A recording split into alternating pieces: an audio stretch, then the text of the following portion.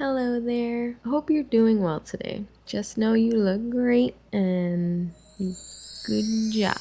Unless, of course, you like this movie I'm about to go ham on, because if that's the case, you don't look great. You look like a stupid idiot face. Also, I am aware that I am giving Eddie Munson right now. Didn't realize that till I just started recording. I feel like I look like I'm about to lure some demo bats. Firstly, I am gonna start with a trigger warning because this movie was not an easy watch.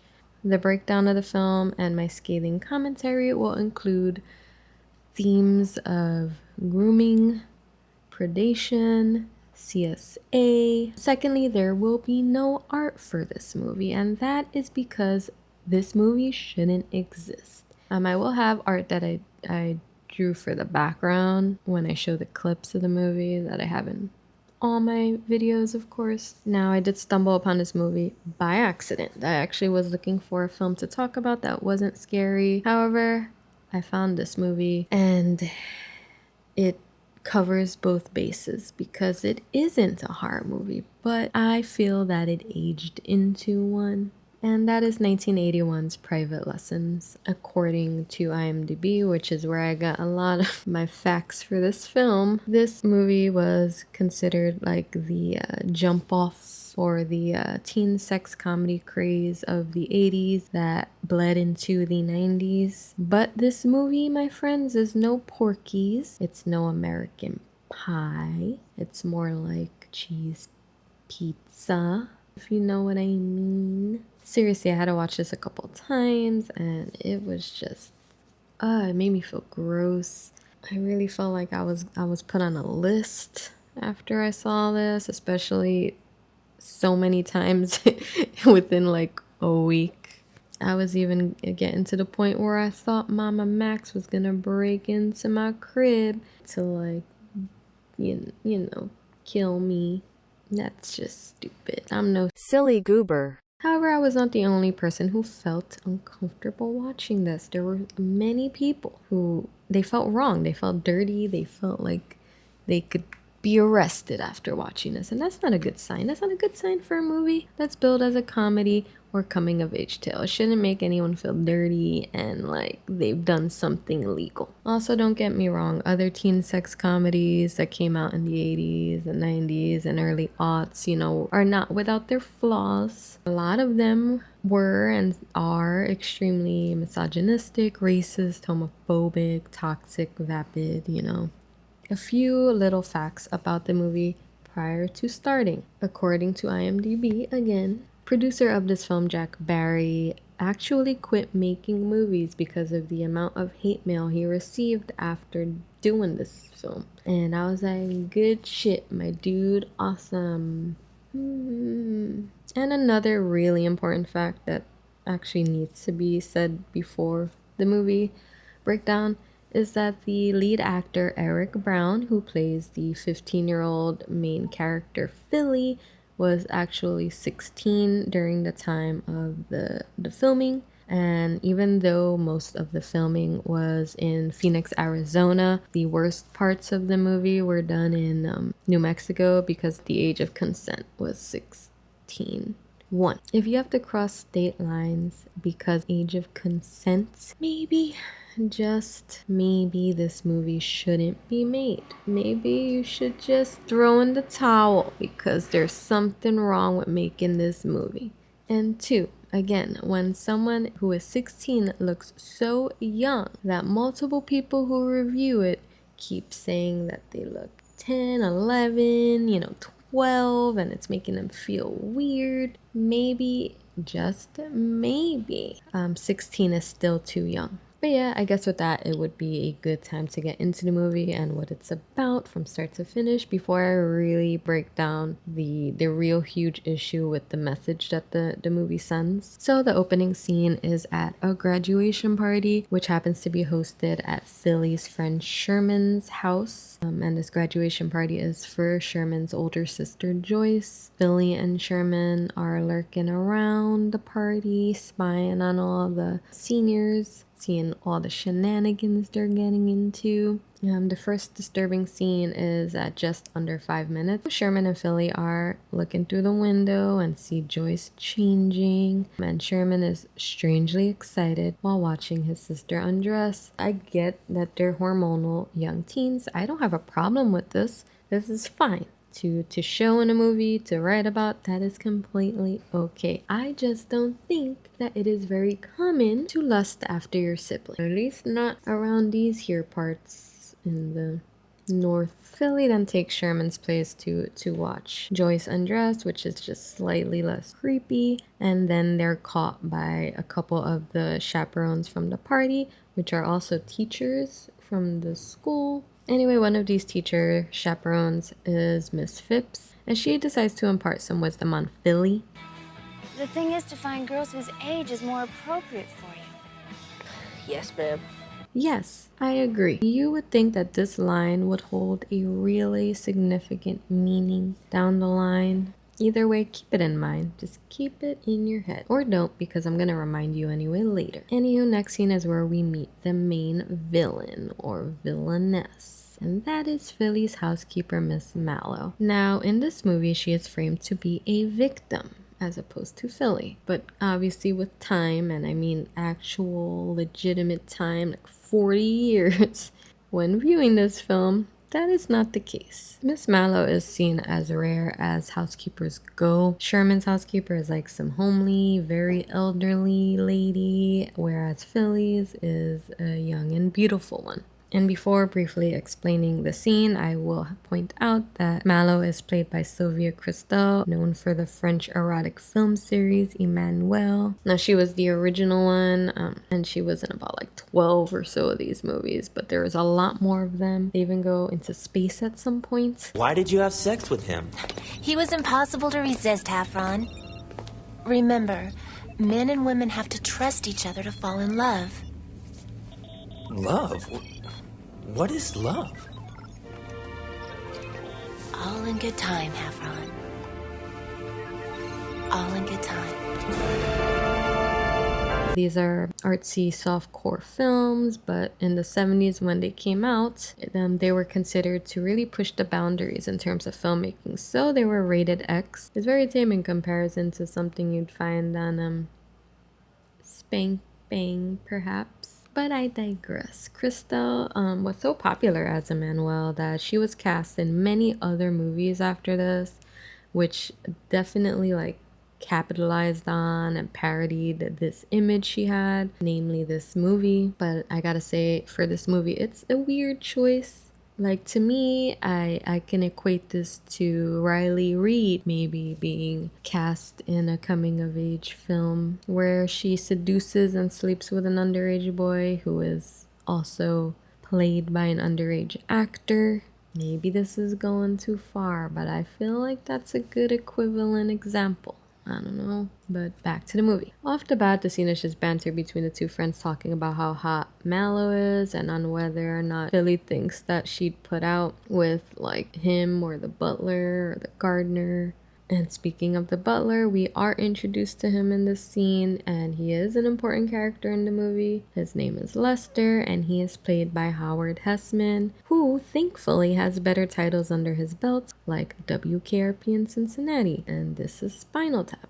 So Philly's dad is going away for the summer. He's going on a business trip, and he's leaving both Lester and Mallow to look after him, which was a terrible choice on his behalf, because Lester is immediately shown to be very callous to everyone, especially Philly. And Mallow immediately starts teasing him and purposefully getting him to look up her dress. So things start going downhill rather quickly from here on out. Mallow then asks Lester to drive her to the mall. Philly takes this opportunity to kind of lurk in her room and be a little weirdo freak and touch her undies. This is where we start to learn about the convoluted subplot that's pretty much an elaborate way to excuse the very creepy predatory storyline. But what we gather so far is that Lester is blackmailing Mallow to sleep with Philly for a reason that we learn later on. She seems to be very opposed to this effort. She even brings up his age. Lester,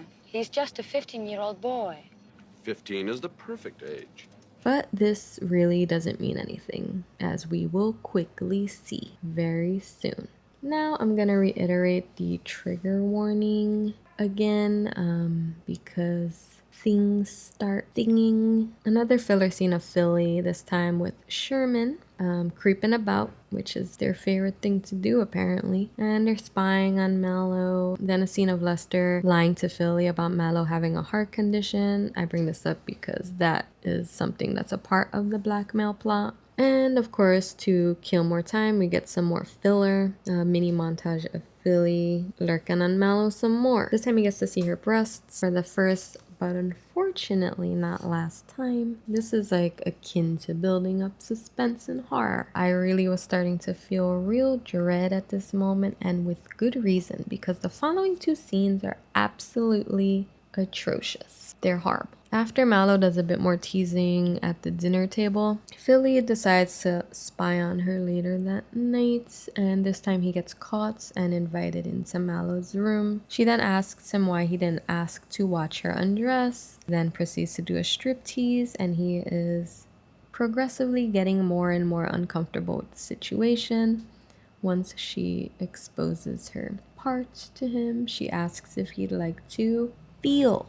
And this is pretty much where he books it out of the room and he runs to Sherman's to kind of spill the beans. The next day, I assume, Mallow decides to up the ante with the creepiness, and she invites Philly to join her later that night. Another filler scene of Philly and Sherman at tennis practice. This scene doesn't do anything for the movie. It just kind of reinforces that they're horny teenagers and that they're rich, I guess. But I do bring it up because they introduce us to another character, a minor character in the movie, and that's Jack, the tennis instructor, who is played by Ed Begley Jr., who you might also know from This Is Spinal Tap. But my favorite role of his is Stan Sitwell on Arrested Development. I really found it difficult to not turn off the movie and watch Arrested Development instead and cleanse my brain. But I stuck with it, guys. I did. So later that night, Philly goes looking for Mallow because of, the invitation, of course, and he finds her taking a bath in his father's tub. She asks him to wash her back, and that it immediately just turns uncomfortable. I will not show it, of course. Then she convinces him to join her in the bathtub, which he very hesitantly agrees to do, but she keeps pushing and pushing the idea and even labels it as an adventure. Come on, it will be an adventure. He ends up getting into the tub with his swim trunks because, again, he doesn't want to do this. He is very uncomfortable.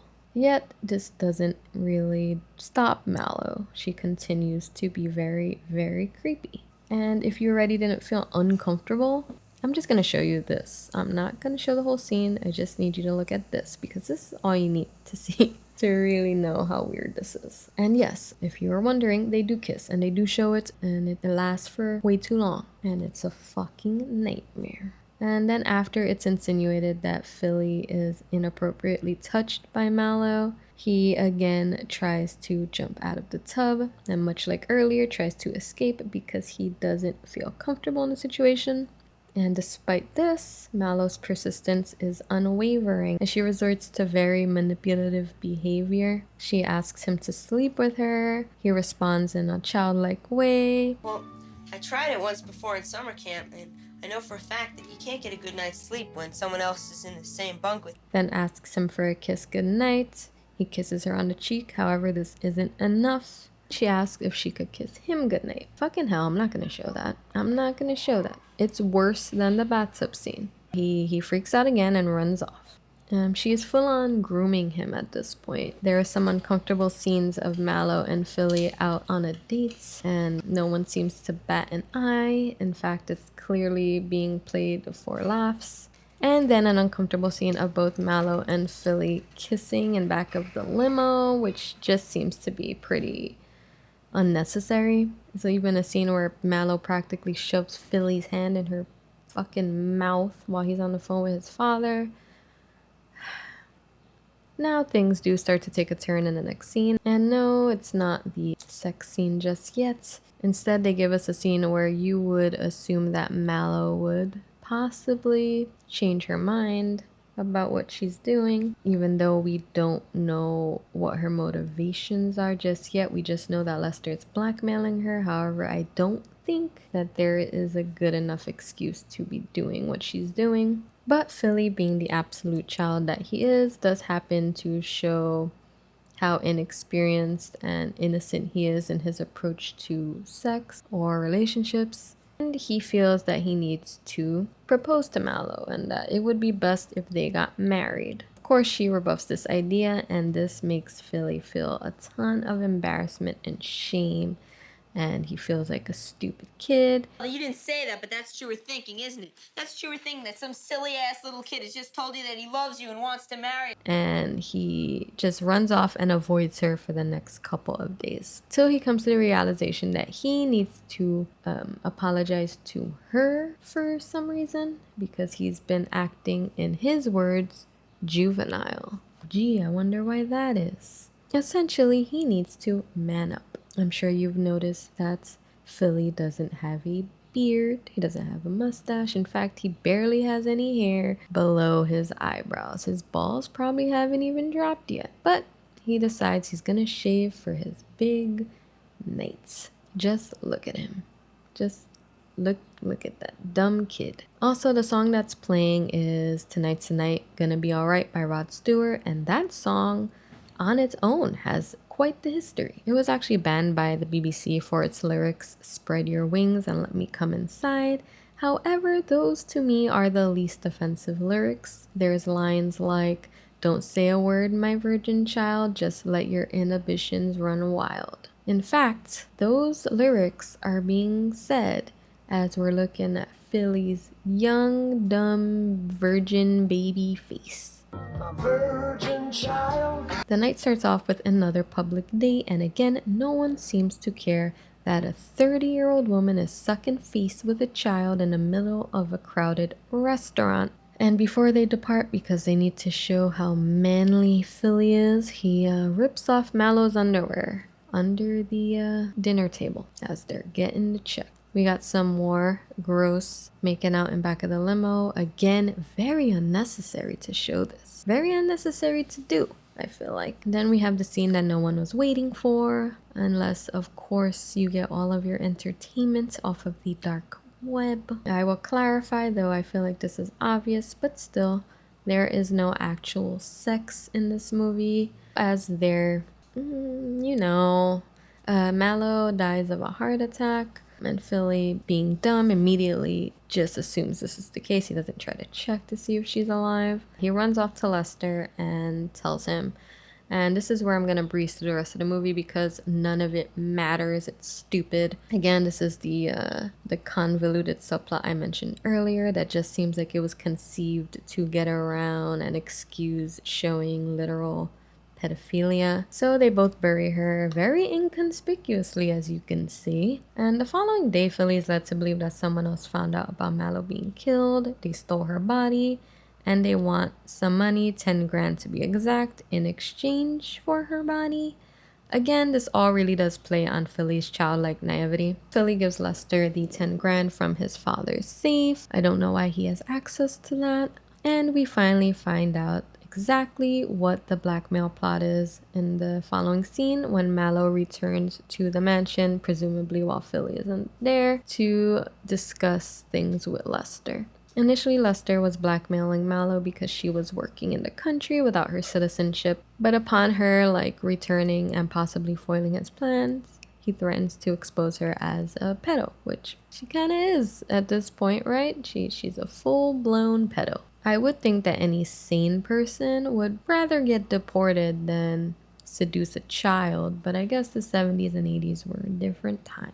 Mallow then later reveals herself to an understandably very upset Philly, this time in an appropriate way, thankfully. And she explains her motives and decides that she's gonna help Philly get his father's money back. She hides out in Sherman's potting shed for the time being. And because they cannot get a real policeman involved, they decide to involve Stan Sitwell to help them out with their plan. They ask him to pose as a police officer and to essentially scare Lester into believing that he is the #1 suspect in the disappearance and murder of Mallow, unless of course he could prove that Mallow is still alive, which he does try to do but ultimately fails. Because of this, he decides he's going to flee, and then we get a scene of the trio basically chasing Lester to the airport. However, Lester runs into Philly's father, Sitwell, Mallow, and Philly, and his plans are thwarted, blah blah blah. After returning to the mansion, Mallow informs Philly that she will be leaving. Well, for one thing, we'll never be able to keep our affair a secret from your father. And the moment he found out, he'd fire me immediately. Yep, that's how she frames it, guys. And I also regret to inform you that there is another sex scene. And yeah, this time she willingly has sex with Philly, and she's not even being blackmailed. Not that that's a legitimate excuse again, but what the fuck? And that's not even the real kicker, because the next scene, which is the final one, Philly returns to school. It's the beginning of the school year, and he is a new man. He's exuding confidence. He has his hair is parted differently, and he's a cool dude. He then runs into Miss Phipps and thanks her for the advice that I told you to keep in mind from earlier in the movie. Billy, I didn't recognize you. Bitch, what? Where? He literally just changed his hair slightly. Yes, I know. I'd like to thank you for the advice you gave me this summer. What was that? To find girls whose age is more appropriate for me. Oh, right. How did it go? Oh, it went very well. Listen, I'd like to talk to you about it in detail. Great, I'd love to. Excellent. Can we discuss it over dinner tonight? We're supposed to believe that this kid bags another adult woman and his life is awesome and yay, woohoo. But yeah, the end. And the end of my fucking sanity. There's a couple points I want to make about the message of the movie again, but I do feel it's important to note that this film was adapted from a novel titled Philly by Dan Greenberg, and the script was adapted by Dan Greenberg. Yes, no coincidence, same guy. Now, when watching it, you do get this sense that there's this wish fulfillment trope going on, which is why the extortion subplot really does come off as super phony and weird, and it doesn't work, obviously. Now, I'm not the only one who felt this way. It honestly does seem like Greenberg wrote Philly to be the boy that he wished he were. Just rich and self-assured and irresistible to grown-ass women. Now, I'm not going to assume anything about Greenberg. I'm just really speculating on how this film came off to me. It does really go beyond the relocation because of Brown being underage. That's just the icing on the creepy cake. When researching this movie, I did find a lot of negative reviews. However, I did find an alarming amount of positive ones defending this movie. And these reviews, of course, were written by men. And I'm inclined to believe that these men were looking at this movie through some fantasy lens, which is why I mentioned the wish fulfillment thing prior, because I can assure you that this is not what happens to any child, and yes, boys included, when they're groomed and exploited. Being a victim of predation isn't some lighthearted, whimsical experience. It doesn't cause you to be more confident. It doesn't prepare you for manhood. And it's completely absurd how quickly things change once you make the predator less desirable. For instance, if it were a man or an elderly lady or a less attractive lady even. Level of attractiveness doesn't affect how much trauma is inflicted on a victim. Abuse is abuse. And this double standard is something that's super apparent even when looking at how differently predators are treated when it's taking place in an educational setting. Women offenders are given much lighter sentences, even sometimes only getting house arrest and not even being forced to register as a sex offender. Curtis St. John, spokesperson and president of Male Survivor, a support organization, sums it up quite perfectly. It's hard enough for a boy or a man to come forward when the offender is a male. When it is a woman, society doesn't even let them, the boys, think of themselves as victims. Essentially, their abuse is seen as a rite of passage, a sexual initiation into manhood, and it's so fully ingrained into just the way men think and have been taught to think, because you can even find throwaway accounts on subreddits like our male mental health, where someone is wishing that they were groomed by an attractive teacher back in high school instead of getting bullied, instead of wishing that maybe they weren't bullied and had a normal adolescent relationship with a girl or girls their own age. I mean, thankfully you do end up finding like at least one voice of reason in the common thread.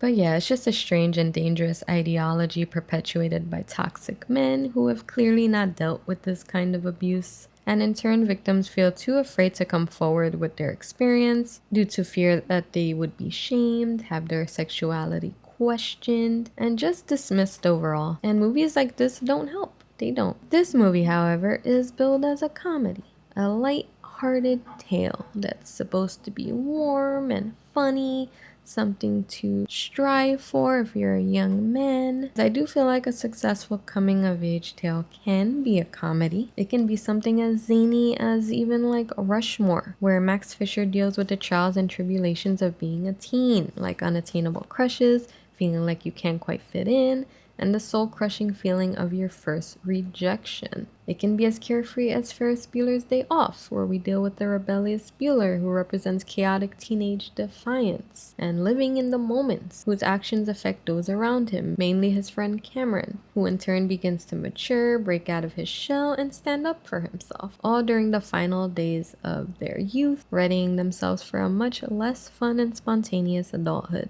Or maybe it can be something a little more serious, like Stand By Me, a movie I mentioned in a prior video, where we deal with a group of friends, all from dysfunctional families, dealing with various hardships, like neglect and abuse, coming to terms with the complications of growing up and the inevitability and unpredictability of death. Or it can be a dark, isolating, and heart-wrenching tale like Moonlight, where we follow the impoverished and neglected Chiron, first throughout his formative years as he's bullied and dealing with his sexual identity and how that affects his transition into adulthood. And that's not even getting into the complex themes of like race and masculinity. But yeah, my point is, like I said, you can approach coming of age in multiple different ways, in different genres, because that's what life is and growing up is. There's the funny moments, there's the scary moments, there's the dramatic moments. That's just reality, right? But this movie isn't it. And on a surface level, it's bland. The characters are very one-dimensional. It fails as a comedy, which is quite a shame because you have both Begley Jr. and Hessman who have been established as successful comedic actors. And they even got one of those fat characters that I guess is supposed to be the comic relief of the movie. But no, it's a disturbing and genuinely creepy artifact from the past that sadly represents an overlooked and insidious tenet of toxic masculinity ideology. And that ideology still affects young men and boys, especially those who are victims. Strangely enough, Billy does happen to represent CSA victims in a number of ways. I'm sure this was inadvertently. He lives in a single-parent household. He's abused by someone who is trusted by his parent, whose role was to help and protect him, especially in absence of his mother. He was definitely groomed. He was given special attention. He was treated as if older, and he was coerced repeatedly despite showing how uncomfortable he was on multiple occasions. This movie is very irresponsible and gross, and that's putting it politely. Even if its cover art makes it a point to show how boring this movie is. I mean, just look at the tagline, my guy. Look at that. That's terrible. Now, there's a lot of bad to say about teen sex comedies from the 80s and the 90s and the 2000s. But you know what? Give me 30-year-old teenagers having sex with pies, wearing questionable attire while making magic moonshine, or even using telekinetic powers they acquired from a failed science experiment to undress chicks any day over this. Please. But again, I hope I'm not on some list from watching this multiple times.